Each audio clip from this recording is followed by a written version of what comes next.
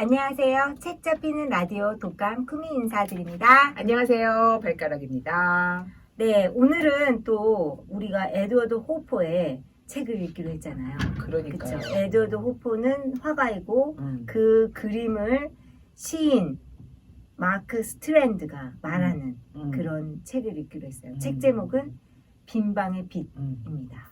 에드워드 호퍼의 그림 제목이죠. 빈방의 네. 빛이. 네. 그래서 이 그림을 보고 감명받은 시인이 마크가 이 글을 너무 잘 쓰니까 내가 그러면 글로 한번 독자들에게 그림을 설명해 보겠다. 네. 의지를 갖고 책을 썼습니다.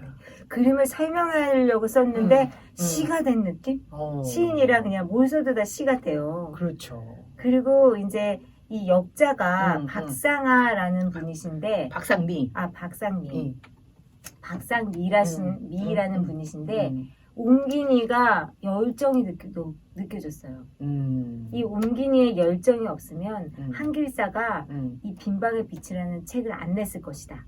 100% 독자한테 그런 확신을 주셨어요. 그러니까 이 책을 미국에 있는 이 책을 한국에 소개하기 위해서 이 역자가 그러니까 옮긴 것만 번역을 한 것뿐만이 아니라 완전히 행동까지 했다. 모든 행동을 다 했다. 이런 느낌? 그래서 이 책 한 권이 엄청 뜨거웠어요, 저는. 네. 핫하잖아요, 또 요즘 호퍼가. 호퍼. 저희가 이제 이 책을 읽게 된 뭐 앞뒤 순서를 가린다고 한다면 네네. 뭐 책을 먼저 알았거나 전시를 먼저 알았거나 전시를 먼저 전시에서 이 책을 이제 산 거죠. 아니 제가. 그러니까 앞뒤를 가리자면 우열을 가릴 수 없을 정도로 네네네. 네. 전시도 핫하고 책도 핫하고 그러니까 한국의 호퍼가 엄청 유명하잖아요. 뭐 땡땡 마트 광고에서도 호퍼 그림이 패러디 됐고 그 다음에 그 패러사이트 기생충 그것도 약간 호퍼스럽게 미장센이 돼서 호퍼와 우리나라 사람들은 굉장히 가까울 줄 알았는데 전시가 처음이야. 그렇지. 이번 전시가 어떻게 인크레더블. 시립미술관에서 네, 시립미술관에서. 네. 그래서 이제 저도 이제 전시를 가고 책도 읽으면서 어떤 느낌일까 궁금했었는데 저랑 딸이 같이 갔거든요. 근데 그 딸이 그 전시를 같이 보고 나서 하는 말이 알겠어. 그래서 뭘 알겠어? 그랬더니 작가, 감독, 그 화가, 감독 이런 사람들이 호퍼를 굉장히 좋아한대요. 그렇죠. 근데 그렇죠. 그 이유를 자기가 그림을 보니까 알겠다는 거예요. 그래서 내가 천재인데? 어떻게 알았지? 그랬더니 이 호퍼가 모든 그림을 그릴 때 이 배치하는 시선, 이 시선이 굉장히 영감을 주는 것 같아 감독들한테. 그래서 아까 패러사이트도 얘기를 했는데, 그러니까 감독들이 이 똑같은 방을 찍어도 어떤 지점에서 내려다보고 찍느냐. 뭐 그러면서 저한테 설명을 해주더라고요. 이 새가 바라보는 시선이 있고 위에서 또 밑에서 사람의 키높이에서 보는 시선이 있고 또 아래에서 밑으로 보는 시선이 있대요. 근데 이런 시선들을 정할 때 감정이 어떻게 관객들은 전달되느냐 이걸 감독들이 굉장히 많이 생각을 하는데 그거에 이 호퍼의 그림이 많은 영향을 줬다. 그걸 알았다고 그러더라고요. 그래서 설명을 열심히 해줬는데 제가 여기까지만 알아들었습니다. 네. 그런 것 같아요. 왜냐하면 제가 그 시립미술관에서 서점을 거기 조그맣게 서점이 있잖아요. 네네. 호퍼의 그림으로 단편소설 작가들이 단편소설 경연대회를 한 책이 있더라고요. 그러니까 이 그림을 보고 뭔가 스토리가 담겨져 있는 그 어떤 느낌을 본 찰나의 거야. 순간을 받은 거야. 받은 거야. 그래서 그거로 이제 단편 소설집을 냈고 그리고 영화는 뭐 히치콕부터 시작해가지고 그렇죠. 호퍼의 이 장면을 이제 오마주한 장면들이 엄청 많고 그런 거죠. 그래서 저도 지금 그림을 모작을 한다면 호퍼 그림을 하나 넣으려고요.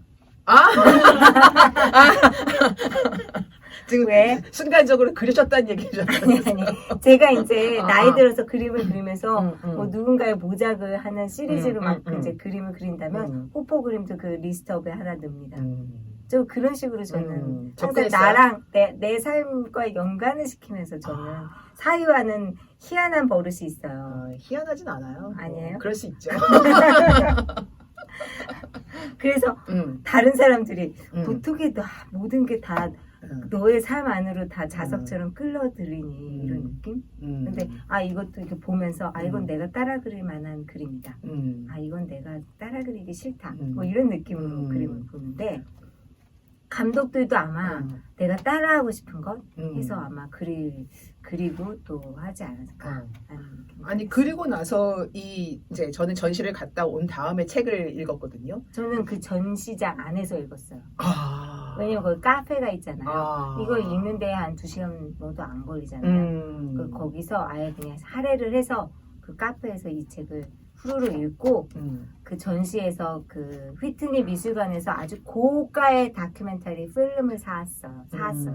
그게 전시장 1층에서 듀레이션 1시간 30분이 상영이 되고 있습니다. 그거 순삭.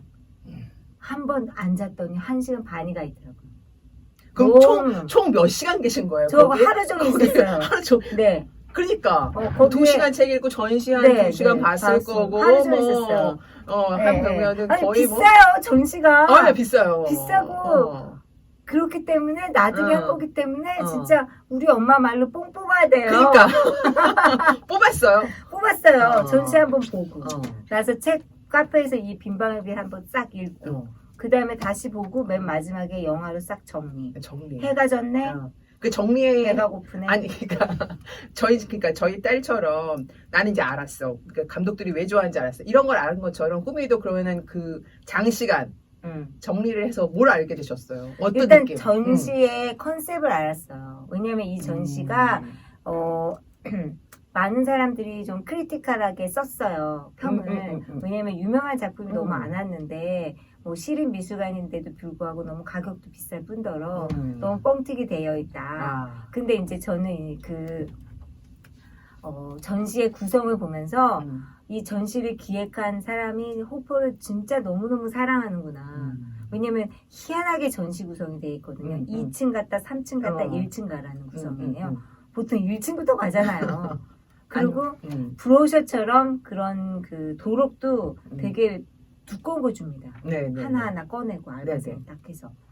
그래서 1층은 처음에 호퍼가 어렸을 때 그렸던 손그림부터 시작하거든요. 그러니까 이 호퍼가 정말 이렇게 1960년대 뉴욕의 그 고독함을 그리기까지 어떤 여정으로 화가로서 어떤 여정을 겪었는지가 진짜 다큐멘터리처럼 그려지고 있어요. 그 전시에서. 그 공간을 이용해서. 근데 너무 놀라웠던 게 호퍼가 논문도 썼어요.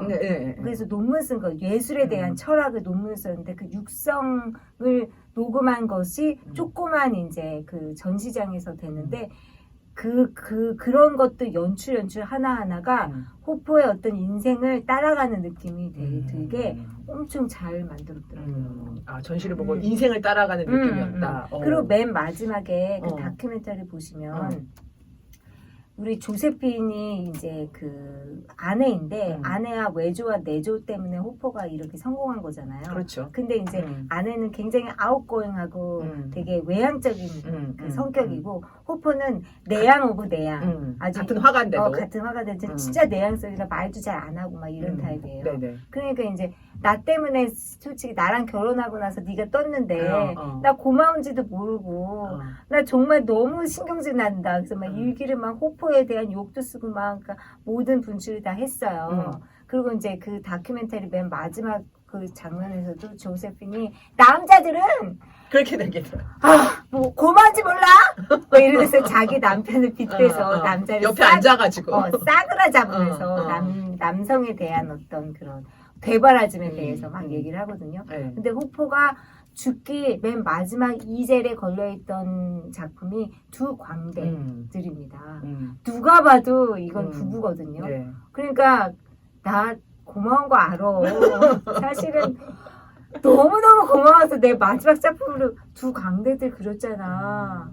이러고 돌아갔다는 게 그 다큐멘터리 말미에 벗어나 뭐 이제 딱 보여지고 맨 마지막에 조세핀이 남편이 죽고 그 모든 그림에 대한 것들에 대한 것을 휘트니 미술관에 기증을 하고 공짜로 그리고 6개월 만에 남편을 따라갔다 하면서 그 다큐가 끝나는데 한 화가가 만들어지기까지는 얼마나 많은 사랑을 품었나 이런 생각이 드는 거예요. 그러니까 본인도 사랑을 품었다. 그게 여기 담겨졌구나. 그러면서 진짜 뭉클한 하루였다. 나름대로. 네, 그랬습니다. 저도 그 마지막 두 광대 그림을 보면서 그 광대 둘이 이렇게 약간 시선을 아래를 쳐다보고 있어요. 근데 그 마지막 장면이라고 하면서 그 그림이 딱 떠 있는데 제가 쳐다보고 있는 저를 쳐다보는 것처럼 그래서 너 인생 똑바로 살아라 완전 이렇게 우린 이제 간다 이런 느낌이었어. 저는 약간 천사 같았어요. 왜냐면 그 둘이 어떻게 보면은 이렇게 예술가의 삶을 잘 살았잖아요. 그러니까 약간 이렇게 천사 같았어요. 둘이. 둘이 광대가. 천사가 돼서 승천하는. 뭐 승천은 모르겠고 어쨌든 천사 같았어요. 천사. 아니 저는 그렇더라고요. 그 뭉클하면서 그 두 사람이 관객한테 말하고 싶은 게 무엇이었을까 이런 생각이 또 드는 그렇죠. 거예요. 시선 처리가. 그리고 호포가 자기 자신을 광대화해서 그 예전에도 그림을 그렸는데 그 그림이 굉장히 호평을 받았잖아요. 아 그렇죠. 그 파리에 파리에 있는 중식당에서 일식당인지 중식당에서 그리는데 자기를 그래서 그게 너무 호평을 받아서 한 몇 년간 그림이 단 한 장도 팔리지 않았어요. 그러니까 호포에게 자기 자신을 광대화한다는 거는 어느 정도 트라우마도 있고 리스크가 있는 작업인데 그걸 맨 마지막에 하고 그 아내를 같이 무대에 올림으로 인해서 자기 자신의 인생을 마무리했다는 게 제가 정말 그 좋아하는 예술가는 삶도 그 그림과 얼추 비슷한 그러니까 얼라인드 된 사람을 좋아하거든요. 제 뒷상도 되게 좋아하잖아요. 아우, 그렇죠. 뒷상도 그 마지막 작품이 너무너무 좋았는데 진짜 이 호퍼도 너무 감동 주는 그런 사람인 것 같습니다.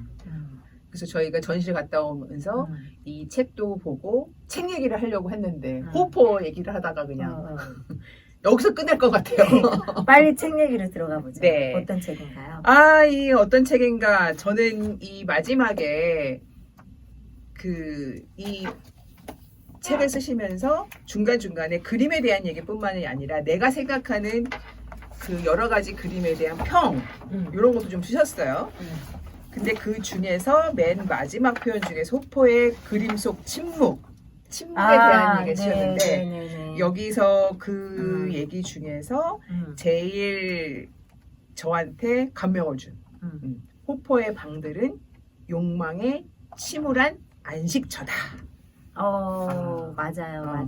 요걸로 이 책을 대변하는 말로 하고 싶어요. 안식인데 욕망이 있다. 그다음에 침울한 안식처다. 침울한. 또 침울해. 그러니까 이 작가가 독자들한테 얘기하고 싶은 호포의 방은 그런 거 아니었을까? 욕망이 있는데 침울한 안식처를 준다. 근데 약간 제가 생각하기엔 침울해야 사람들이 그걸 보면서 침울해지지 않고 명랑성을 오히려 받는 것 같아요. 왜냐면 그런 말 있잖아요. 코끼리에 대해 생각하지 마. 그럼 뭐 하는지 알아요? 코끼리에 대해서 생각하거든요. 그래서 사람의 리액션은 특히 예술 작품이나 여러 가지에 보는 거에 대한 리액션은 그 반대적인 것들이 많더라고요. 그래서 저는 호포 그 작품을 보고 고독이라고 그러는데 여기서 고독한데 나는 너무 좋은 거 있잖아요. 아니 고독이 좀 해소되는 거죠. 해소되는 거죠. 그런 거죠. 제가 말하는 게. 그러니까 침울하지 않다. 침울한 안식처라고 썼지만 관객은 침울하지 않다. 방은 침울하다. 방은 침울할 수 있지만 관객은 그 침울함이 왜 같이 침울해지는 작품도 있어요. 근데 호포는 아니야. 왜 빛이 있어서. 그 얘기를 한번 해야 되겠어요, 저희가. 근데 이제 책 저는 마크 스트랜드를 알려드리겠습니다. 1934년도 캐나다에서 태어나고 남미와 미국에서 성장을 하신 분이고 예일 대학교에서 미술을 공부를 했어요. 그런데 이제 그 이후에 미술을 하지 않으시고 시집을 내셨는데 우리나라에는 안타깝게 한 권도 번역되지 않는 시인이지만 미국에서는 개관 시인, 그러니까 국가가 인증하는 최고의 시인으로 몇 년이나 하셨대요, 그거를. 몇 년이네. 잠깐 한 게 아니고. 추대되었다. 개관 시인으로 추대되었다. 이런 거죠. 그래서 제가 좋아하는 또 컬럼비아 대학교 뉴욕, 제가 좋아하는 컬럼비아 대학교에서 2005년에서 2014년까지 영문학, 비교문학을 가르치는 분이었고 말년에는 시쓰기를 그만두고 미술가 활동을 실제로 하셨고 그래서 전시회도 하셨습니다. 뉴요커, 브루클린에서 80세의 나이로 세상을 떠나셨고 안타깝게 한국의 이 책을 보시고 너무너무 흡족했다. 그런 메시지를 떠나시고 또 일찍 또 돌아가셨어요. 한국에 못 오셨어요. 네. 한국에 꼭 와야 되는. 한국에 좋아할 것 같아. 스트랜드가 오면은 한국을 엄청 좋아할 것 같아. 진짜. 어떤 면에서? 아 느낌이 한국에 오면 진짜 좋아할 것 같다는 느낌을 받아요. 그래서 저는. 그래서. 네. 왜냐면 우리 박상미 선생님이 이 책을 이제 미국에 이 책을 한국에 번역을 했다 해서 만난 적은 없는데 스트랜드 씨한테 우편으로 책을 보내줬어요. 그렇죠, 그렇죠. 그랬더니 이제 박상미니까 미미에게 하면서 이제 영어로 쓰셨지만 이제 한국어로 번역된 내용을 올려주셨는데 미미에게 한국판 호표를 보내줘 고마워요. 아름다운 책이네요. 미국판보다 훨씬 좋아요. 그리고 이 책에 한국 출간을 위해 노력해줘 고마워요. 번역해준 것도요. 고마워요. 잘 지내기를 바라며. 마크 스트랜드. 그래서 엄청 고마워요. 좋아요. 이런 말을 좀 원색적인 말이라 시인이면 되게 애들로 말할 것 같은데 그냥 말하는 그런 스타일. 그쵸? 좋아할 것 같네요. 진짜. 너무 좋아할 것 같아요. 자기가 호퍼를 사랑하는 만큼 호퍼를 좋아하는 사람들한테도 애정이 있는 그런 말을 잘 쓰시는 것 같아요. 그렇죠. 네. 그래서 좀 매력적인 사람이다. 스트랜드. 그래서 영어를 내가 좀 더 잘해줘서 영문 시도 스트랜드로 읽자. 그래. 번역한 걸 뭐 언제 기다려? 내가 영어를 실력을 쌓으면 되지. 뭐 구글 번역기 있겠다. 뭐 why not 하면서. 이러다 번역하시는 거 아니에요? 아니 뭐 하죠 뭐. 내가 다시 쓰는 거지 뭐 그럼. 아니 근데 사실은 번역이라는 게 이 번역가의 감정이 들어가잖아요. 언어 선택이나 영어를 똑같이 영어로 쓰는 게 아니기 때문에 그쵸. 꿈이 잘하실 것 같아요. 그럴까요? 아니 언어 선택을 되게 잘하실 것 같아요.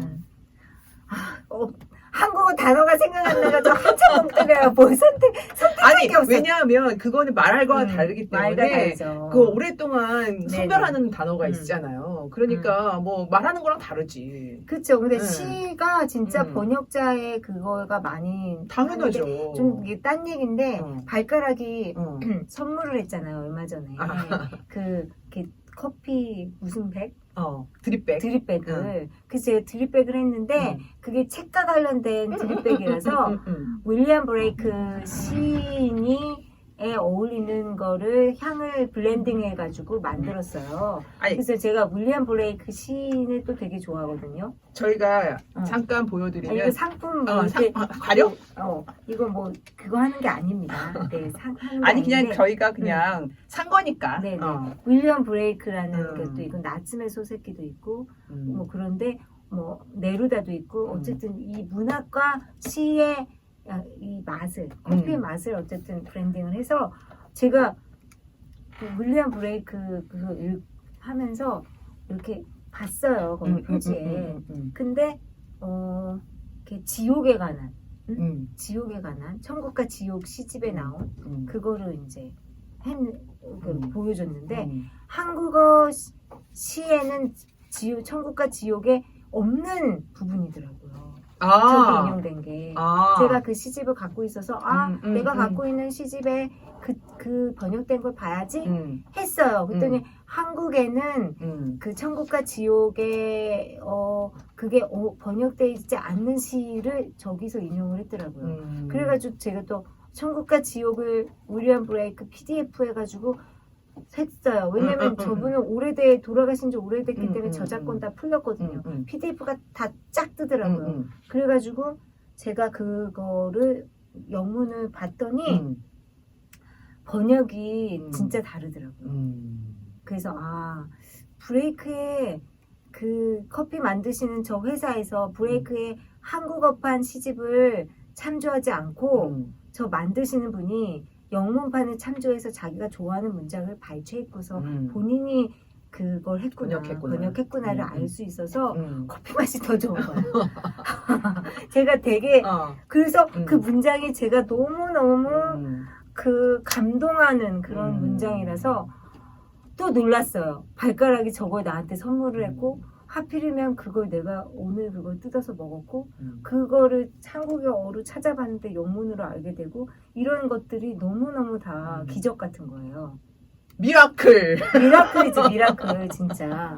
미라클이네요. 그래서 영어로 삶이 미라클이야. 영어로 시를 읽는 것도 괜찮겠다 했는데 스트랜드로 도전. 네. 네.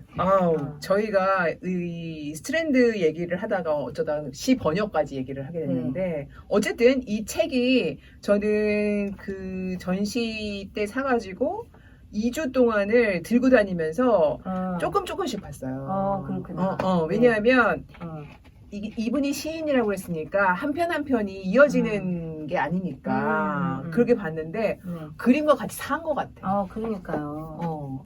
그림도 좋지만 또 이 글을 읽으면서 도슨트가 보통 이제 전시에서 설명을 해주시잖아요. 그거보다 더 좋다는 걸 느꼈어요. 그쵸. 맞아요. 그래서 이렇게 잘 쓴 글이 항상 그림에 붙어 있으면 좋겠다. 그런 생각도 또 들었어요. 맞아. 그러면 도슨트가 필요 없지 않을까. 도슨트는 또 거기 현장감이 있기 때문에. 저한테. 그쵸. 저한테. 그러니까 모든 그림에 대해서 이렇게 시인들이 예찬하는 글이 좀 있었으면 좋겠다. 이런 생각을 했어요. 네, 그렇습니다. 그러면 우리가 그림과 그림이 있기 때문에 그림을 하나하나씩 소개하면서 이제 그 어떤 걸 느꼈는지 뭐 낭독하고 싶은 부분이 있는지 그런 것을 한번 얘기해 보는데 얘기 안 할 수 없는 이번 전시회는 안타깝게 안 왔지만 얘기 안 할 수 없는 나이크 호크. 네.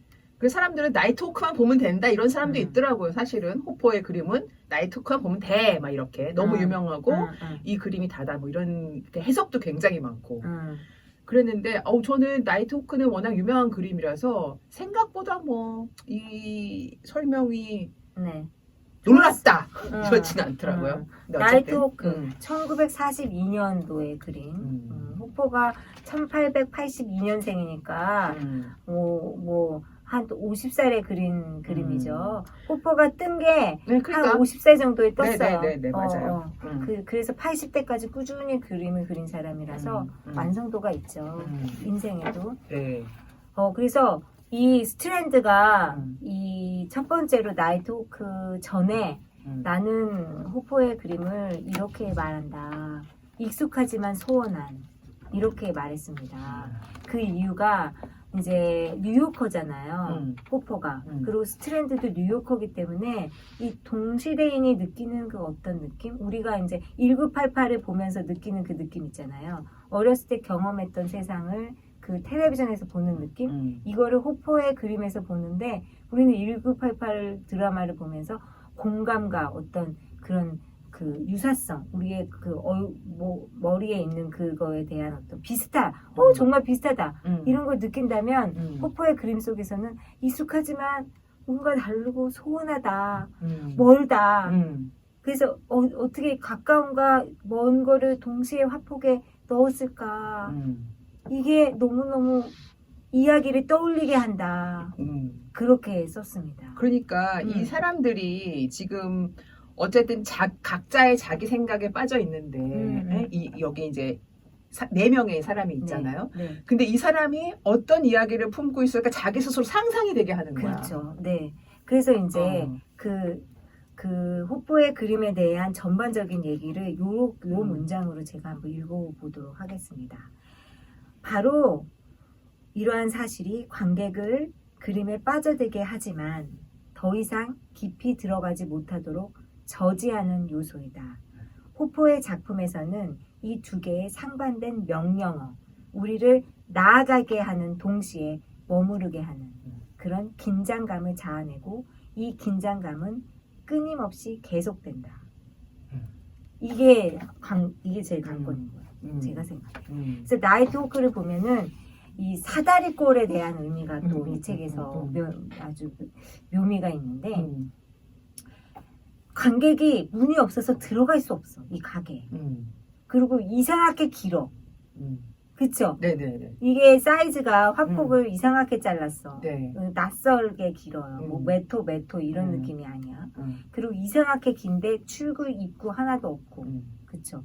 그리고 겉에는 완전 깜깜하고 이 가게는 환해서 관객은 여기에 머물 수밖에 없는데 문도 없고 뭐도 없고 그래가지고 떠날 수도 없고 하지만 이 사람들이라고 친해질 수도 없어서 또 어디다 또 뭐 시선을 어디 돌지 모르는 그래서 머문과 떠남이 동시에 있는 이상하게 갇혀 있는데 어디 갈 곳도 없는 이런 느낌의 시선 처리가 됐습니다. 그래서 이 사다리꼴에 대한 얘기를 많이 할 수밖에 없는 게 호포의 그림 사다리꼴이 굉장히 많아요. 사다리꼴이 굉장히 많은데 사다리꼴이 또 어떤 의미냐면 지금 꾸미가 얘기한 것처럼 어떤 방향성을 주기는 줘.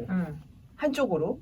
근데 끊어졌어요. 그러니까 가다가 끊어졌기 때문에 갈 수도 없고 머물 수도 없는 거예요. 근데 이쪽의 시선이 대체적으로 어두워요. 그리고 여기는 지금 거리인데 뒤에 가면은 숲으로 끝나는 데가 되게 많아요. 그러니까 브로콜리 숲. 네. 숲도 브로콜리로 그리고. 왜냐면 그쪽에 시선을 주지 않게 하기 위해서 어쨌든 어둡게 그렸는데 어둡게 그린 데가 뭔지 궁금하게 만드는 거야. 그래서 지금 여기 말고도 뒤에 이제 꾸미가 얘기한 브로콜리 숲. 브로콜리 숲에 대한 얘기가 뒤에 요런 데 지금 오전 7시 24페이지에도 나와요. 근데 이쪽은 또 나이트 호크보다 훨씬 환하게 그렸어. 집을. 그 다음에 또 사다리꼴로 시선 처리를 해놓고 이쪽에는 숲으로 이렇게 마감 처리를 해놓은 거예요. 그러니까 지금 우리가 계속 이 스트랜드도 얘기하는 게 그거죠. 우리는 어디에 있는가. 이 오전 7시 왔어요.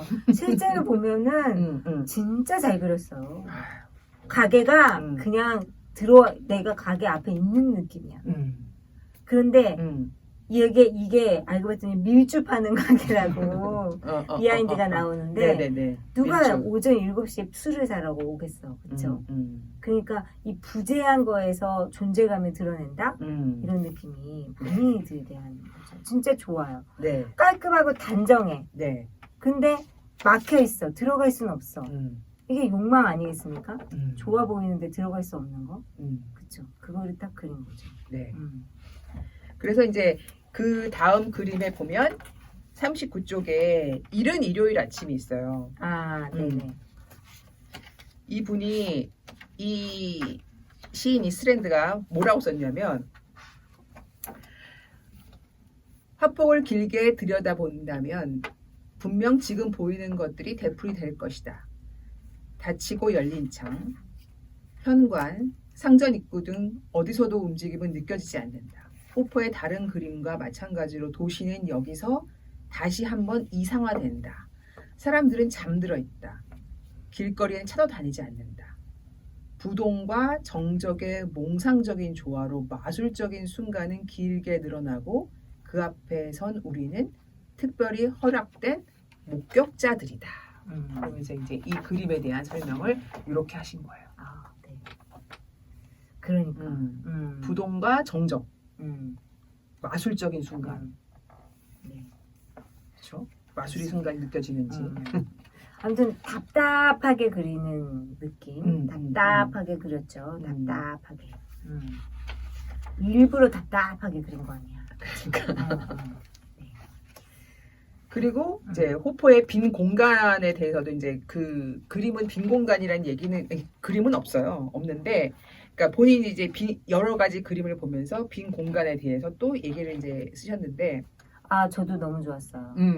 그러니까 이게 그림에 대한 설명이 있다가 어느 순간 그냥 한 페이지로 그 호포 그림에 대한 어떤 빈 공간이나 아니면 전반적인 이미지를 이 사람이 시처럼 썼는데 그게 또 훅 들어와. 그러니까.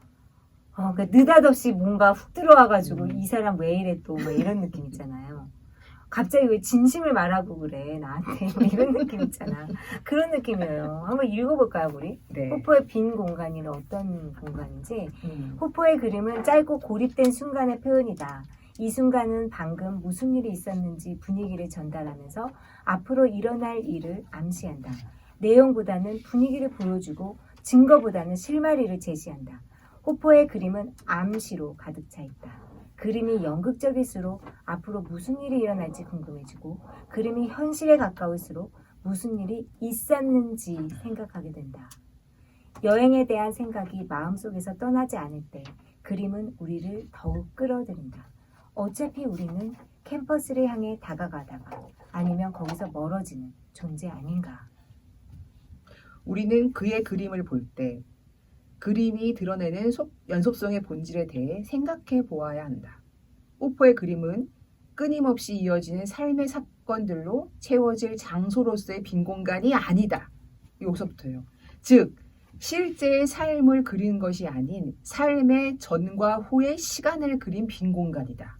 그 위에는 어두운 그림자가 드리워져 있고 그 어두움은 우리가 그림을 보며 생각해낸 이야기들이 지나치게 감상적이거나 요점을 벗어나 있다고 말해준다. 잘 쓰셨어요. 그러니까 그 호포 그림이 이제 그 좋은 평가와 이제 성공을 하게 된 게 수채화를 그리다가 똑같이 그리다가 그 수채화에 그린 그 장면을 내 머릿속에 이제 심어놓은 거예요. 잠재의식처럼. 그리고 한 꿈을 막 꿔. 몇 번 꿈을 꾸었고 느낌을 막 돌려. 그래서 그 내가 꾼 꿈과 그때 그 사실과 믹스해가지고 내 머릿속에 있는 풍경을 그리기 시작하면서 완전 그림이 이 빈 공간을 만든 거죠. 근데 이 스트랜드도 그랬지만 빈 공간을 공간을 창조했다고 하지만 사실은 시간을 창조한 거거든요. 그러니까 없는 시간을 창조한 거잖아. 그때 내가 본 그때는 이미 과거고 그리고 내 머릿속은 시간이 없잖아요. 그렇기 때문에 결국은 시간을 창조했는데 우리 인간은 시간을 창조하는 거에 미치도록 좋아합니다. 진짜 자세히 보세요. 좋아요. 내가 좋아하는 일이 시간을 잊는 일인지 시간을 생각하는 일인지. 우리는 시간을 잃어버릴 때 제일 쾌감을 느끼고 근데 그 시간이 플러스 알파적이다? 그러면은 진짜 너무너무 좋아해요. 그래서 핸드폰에 짬짬이 뭐 보는 거 좋아하잖아요. 그게 창조된 시간이에요.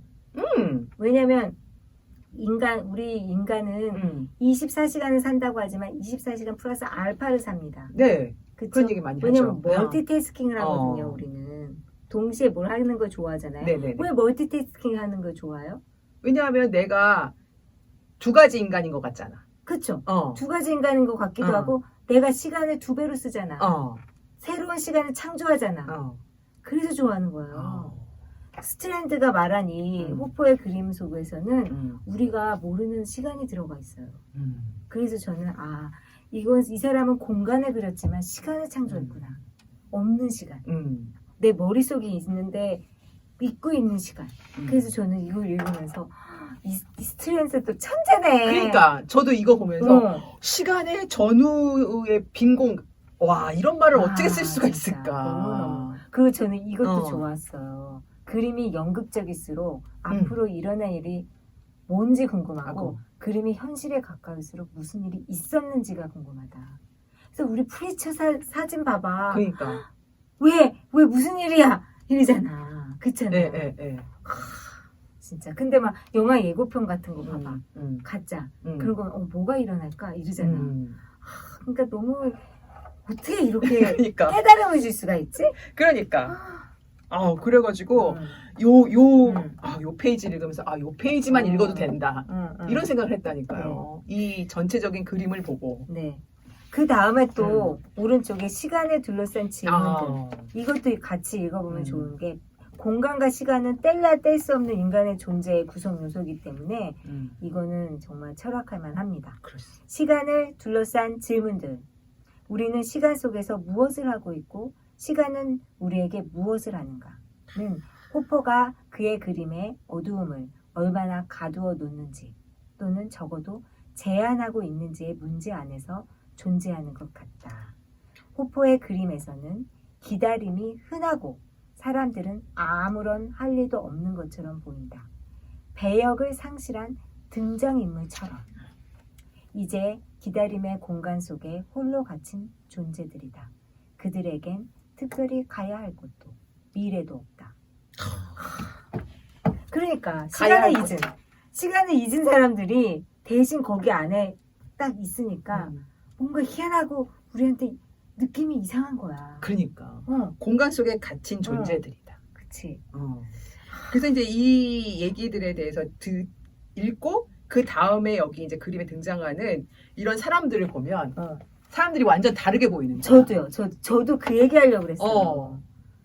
아니 이거 약간 AI 같지 않나요? 이 그림 진짜 AI 같지 않나요? 그러니까 호퍼가 이런 사람들을 보고 그린 게 아닌 거는 우리 이제 독자가 알게 됐어요. 그러면은 이 사람이 그러면은 상상 속에 존재하는 사람들이겠구나를 그냥 호퍼가 만난 적 있는 사람들이겠지라고 생각했어요. 근데 아까 시간에 갇힌 사람들이라고 하니까 이거 무슨 AI 같아요. 미래가 없는. 그리고 뭔가를 바라보는데 안 보여. 뭘 보고 있는지. 왠지 우주선이 내려오는 외계인을 보고 있을 것 같잖아요. 그리고 제가 이거는 햇빛에 관련해서 이게 배트 쬐는 사람이잖아요. 근데 호퍼의 빛은 현실적인 빛이 아니잖아요. 현실의 태양도 아니고 호퍼가 창조한 태양에 호퍼가 원하는 만큼 제한된 태양량이기 때문에 시간을 어떻게 보면 조율하고 굉장히 시간에 담겨져 있었던, 왜냐면 많이 고심한 그 빛을 시간이라는 곳에 완전히 많이 담궈놨다가 완전 고심해서 이제 탄생한 그런 그림에 투영된 시간이기 때문에 그런 빛이기 때문에 저는 빛이 약간 젓갈같이 느껴졌어요. 젓갈? 우리 왜 젓갈 담가 놓잖아요. 그러면 그게 짠기에 이렇게 담궈놔서 발효가 돼서 희한한 맛이 나잖아요. 근데 호포의 호포의 그림에서 보는 빛은 호포가 이 자기 뇌에 많이 담궈놔가지고 이걸 얼만큼 빛을 투영할까 화폭에서 엄청 고민을 많이 한 시간의 결과물로서 투영된 빛이라서 약간 젓갈 같다. 그래서 짠기도 느껴지는 것 같고 무슨 느낌인지 알죠? 네, 발효된 느낌. 새로운 맛을 창조한. 이게 빛이 그냥 빛이 아니야. 다른 화가가 그냥 이렇게 빛이 났네. 저기서 우리 그림 그릴 때 저기 빛이 있으니까 내가 빛을 그려야 되는 미션으로 막 빛을 표현하는 게 아니잖아요. 머릿속에 담가놨다. 내가 빛을 얼마나 투영해야지 좋을까를 스스로 내성적인 사람이니까 스스로 계속 되뇌이면서 그렸단 말이죠. 80살까지. 그러니까. 1년에 2작품 부인이 돈 좀 벌게 많이 좀 그려고 했는데도 2작품 외에는 못 그려 나는 바빠. 왜냐면 생각해야 되니까. 다작한 사람이 아니에요. 오랫동안 늙어서까지 그려서 그렇지. 그래가지고 저는 이 그림 보면서 정말 한참을 머물렀어요. 이 그림에.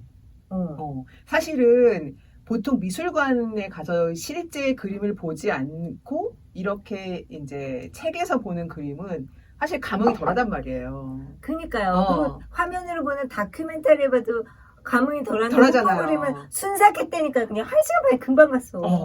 하여간 근데 이 그림은 이 앞에 있는 시간과 공간에 대한 이 스트랜드의 글을 읽고 보니까 너무 궁금한 거예요. 이 그림 자체가. 여기는 지금 누가 신발도 둘이 비슷한 똑같은 거 신었어. 그래서 내가 아니 신발 왜 똑같이 신어? 같은 브랜드야. 아니 신발의 종류가 얼마나 많은데 이 남자 둘이 똑같은 신발을 신었잖아요. 그래서 둘이 뭐 커플인가? 하나하나 곱씹게 되는 거예요. 그러니까. 이 남자는 책을 읽는 것 같지도 않고. 꾸미가 여기 있는 나무들은 다 브로콜리라 그랬지만 여기 또 산이 그려져 있거든요. 산도 브로콜리처럼 그냥 대충 그렸어요. 그러니까 산도 산으로 느껴지지 않고 아니야, 산 아니야. 뭔가 이야기가 숨겨져 있는 땅이야. 화성이라고 해도 믿어. 그러니까 그런 땅이야. 화성에 개간해가지고 햇빛 쬐는 거예요. 화성에 햇빛 양이 별로 없는데 딱 그 시간에 나가야 돼. 배치 쬐는 사람들 진짜. 거기서 이 사람은 또 이렇게 얘기했어요. 그림은 하도 이상해서 때로 나는 이 사람들이 진짜 풍경을 보고 있는 것이 아니다. 그림 속의 풍경을 보고 있는 게 아닌가 하는 생각마저 든다. 하도 이상해서 스트레스도 이 그림 AI 같아서. 재밌었으니까 그래서. 네네. 그래서 진짜 이 그림도 재밌고 이 글도 너무 훌륭해가지고 진짜 오랜 시간 사색하게 만드는. 네. 그래서 너무 좋아서 혼자 미치는 거 알죠? 책 읽으면서 혼자.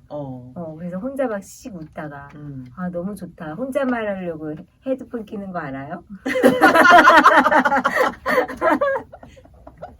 오늘 꿈이 많이 커밍아웃 하시네요. 아니 본능을 커밍아웃 하는 날이에요. 저는 버스를 타고 가다가 그때 친구한테 들었던 말이 너무너무 웃겨서 웃음이 터져가지고 핸드폰을 들었거든요. 요즘엔 너무 막 혼자만 하려면 헤드폰을 껴요. 너무 좋지 않냐? 막 이런 거 있잖아요. 호포의 빛 안 갈 수가 없죠. 네네네. 그럼요. 그래서 지금 얘기하는 호포의 공간 시간 나왔다고 또 호포의 빛이라는 거에 나오는데 제가 뭐 젓갈이라고 말했지만 그 내용이 여기 나옵니다. 솔직히 제가 뭐 크리에이티브하게 말한 게 아니에요. 네. 그래서 이제 여기서 모네의 빛과는 정반대다. 모네의 빛은 사방으로 맹렬하게 퍼지면서 모든 것을 비물질적으로 만든다. 그의 그림 속에서 루앙 성당의 장엄한 파사드는 웨딩 케이크처럼 부서질 듯하고 견고한 석교인 워털로 다리는 푸르스름한 보랏빛의 안개 같은지 생각해보면 된다. 네. 그러니까 모네 것도 잘 썼어. 아니 모네는 계속 그 바깥에서 그렸는데 호포는 내용적인 사람이기도 하지만 실외에서는 그림을 그리지 않았어. 왜냐면 천천히 그리기 때문에 빛이 막 빨리 바뀌는 게 스트레스 받는 거야. 그냥 왜 산책하면서 뇌에 집어넣고 자기 기억에 따라서 그렸습니다. 그래서 작업실에서만 그렸고 그래서 호포의 그림은 즉흥적이라기보다는 조심스럽고 꼼꼼하게 계획된 것이고 그의 빛은 축하의 빛이라기보다 기념의 빛입니다. 그의 빛이 기하학적인 견고성을 갖추게 된 것은 빛이 흩어지지 않도록 빛에 어떤 생명을 주려고 노력했기 때문에 생명을 준 거예요. 빛에다가. 그래서 그러한 빛은 오히려 빛이 저항하고 있는 대상을 떠오르게 한다. 그에게 빛은 결국 어둠이라는 더욱 강한 세력의 휴지, 그러니까 멈춰있는 상태에 지나지 않는다. 그러니까 어둠이 아닌 것, 어둠이 잠시 멈춰져 있는 것이 그의 빛이다. 그리고 기념을 가지고 있다. 기념하는 것을 가지고 있다. 그래서 이제 그 밑에 그 19세기 미국 회화에 표현된 빛을 그린 사람들, 루미니즘, 즉 히드나 켄세트나 처치 이런 화가들이 나와요. 근데 좀 찾아봤거든요. 완전히 사실적인 그림 그리는 사람들이야. 그래서 이거랑 대비를 해보면 호퍼는 어떻게 보면 철학까지 화가 쪽이 아니다라는 생각도 들어요. 이게 바깥에 있는 그대로를 그리는 사람이 아니기 때문에. 그러니까 젓갈이라고 한 이유가 있죠, 제가. 그러니까 묵혀가지고 소화시켜가지고 아주 조심스럽게 조금씩 먹어야 되잖아. 그래서 한국을 좋아할 수 있다고 생각했나 보다. 네네네. 젓갈이나 이런 발효식품들 느낌이라서. 그렇죠. 그러니까 이렇게 그 열정적이고 뭔가 이런 축제적인 이런 빛 있잖아요. 우리가 생각하는 어떤 그런 느낌. 근데 이거는 딱 정갈한 어떤 기념비적인 그런 빛을 발랐다. 자연이 의도한 대로의 형태를 띠는 명징한 순간으로 이때 모든 것을 언젠가 사라질 빛을 발한다. 근데 그 그림이 아니다. 사라질 빛이 아니야. 머무는 빛이다. 머무는 빛이다. 이런 거죠. 네. 그래서 또 우리 조세핀을 여자는 다 조세핀을 그린 거예요. 네. 여자는 다 조세핀을 그려서 질투가 많아서 딴 여자 그리면 난리가 날 거야. 그렇죠. 그리고 이 생각보다 작아. 계단. 작아서 깜짝 놀랐어. 아니 왜 이렇게 작아 그림이. 그리고 약간 그 배치가 그림 안에 있는 게 아니라 약간 파나게 섞여 있었잖아요. 한 장 잘랐습니다. 나 작아서 깜짝 놀랐네. 그러니까. 이게 책이 못 담는 거 하나가 크기. 느낌. 나이토크 같은 것도 굉장히 엄청 큰 그림인데 시카고에서 봤어요. 책에다 담았고 이 계단은 사실 이 펼친 정도 사이즈. 요만해. 책을 펼친 거 정도 사이즈인데 책에 이렇게 담았고 그렇기 때문에 우리는 또 실제보다 책이 주는 그런 걸 여기서 또 봤어요. 음. 그러니까 계단은 책이 주는 게 더 좋았어. 그 계단을 엄청 그렸어요. 여기는 이 책에는 계단이 딱 하나가 대표적으로 있지만 호포가 계단의 습작을 엄청 많이 했습니다. 그리고 계단은 여러 화가가 뒷상도 그렸지만 여러 화가가 그리는 오브젝트 때문에 계단에 대해서 별로 생각하지 않았는데 이 글이 주는 느낌이죠. 집 안에 있는 모든 것들은 우리에게 가! 라고 말하는데 집 밖에 있는 모든 것들은 어디로? 라고 묻는다. 그거 좋았어. 그거 좋았어. 나 그거 좋았어. 가라 그러는데 어디로? 내가 느끼는 거 여기다 쓴 거야. 그러니까. 이분이. 그래서 내가 아니 어떻게 알았지? 나 집 나갈 때 집에 지긋지긋해 나가. 나 막상 나가면 어디 가야 돼? 막 이럴 때 있잖아요. 근데 그쵸, 그거를 그쵸. 글로 딱 쓰신 거예요. 어. 그림보다 사실은 이 계단은 글이 좋았어. 그러니까 역설적인 몸짓을 이 계단과 이 창밖 그리고 이 또 브로콜리 나왔잖아요. 숲. 여기 뭐 별로 가고 싶지 않잖아. 뭐 신비로워 여기가. 뭐 가면은 잡힐 것 같지.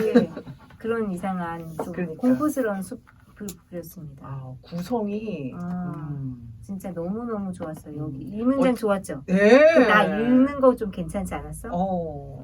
내가 딱 집었어. 확 그 얘기 들렸지? 하려고 했는데 내가 이 계단이 작았지만 그림에서 주는 것보다 글이 좋았어요 하려고 했는데 꿈이가 내가 읽어줬어요.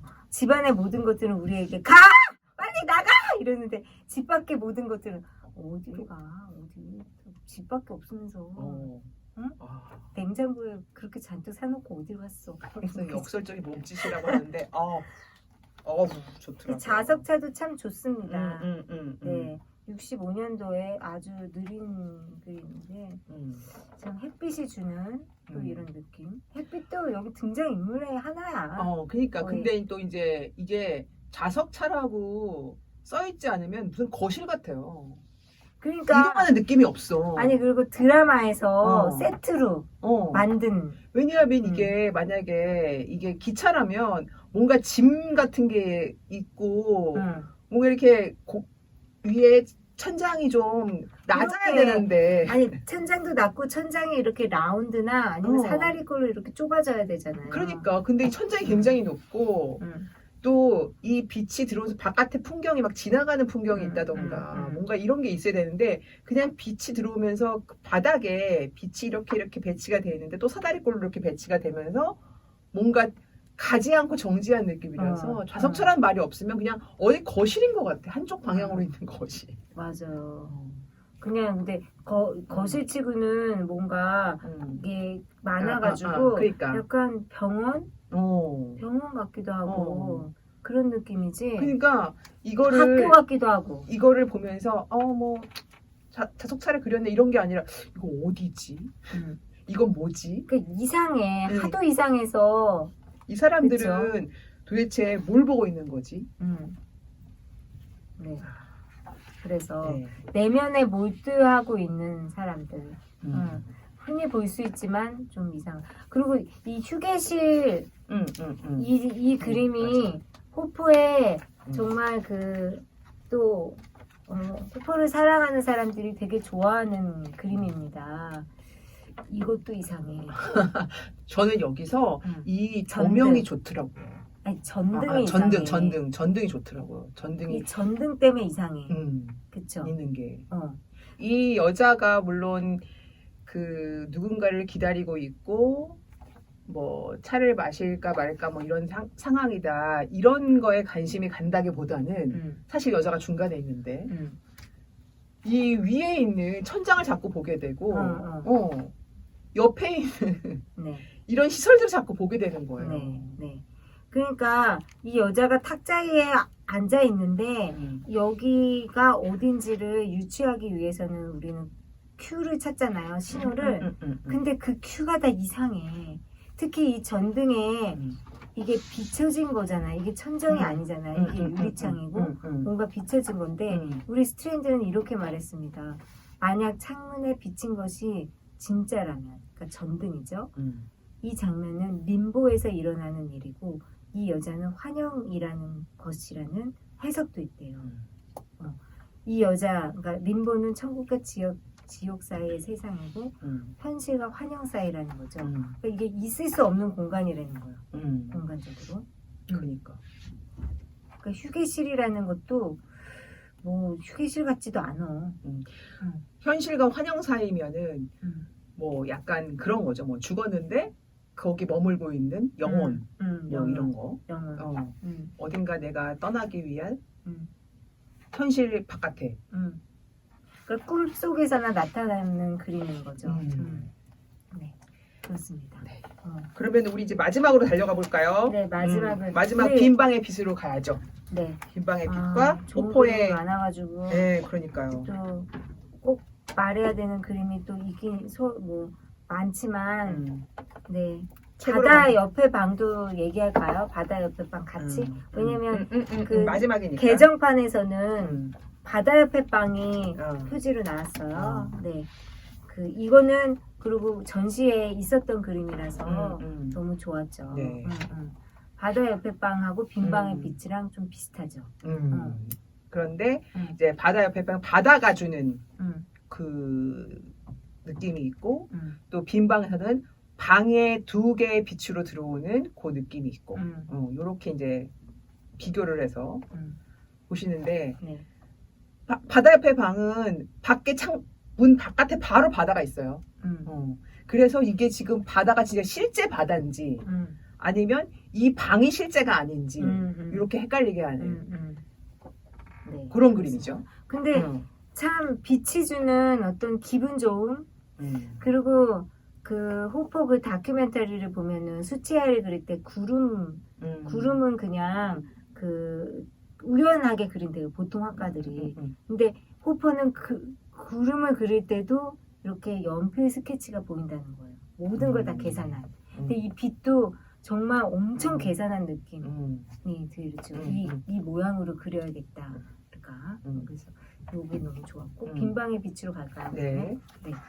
이건 또 빈방의 빛은 또 노멀한 작품 같기도 한데 이거는 읽어야 돼요. 네. 이 빈방의 빛은 진짜 읽어야 됩니다.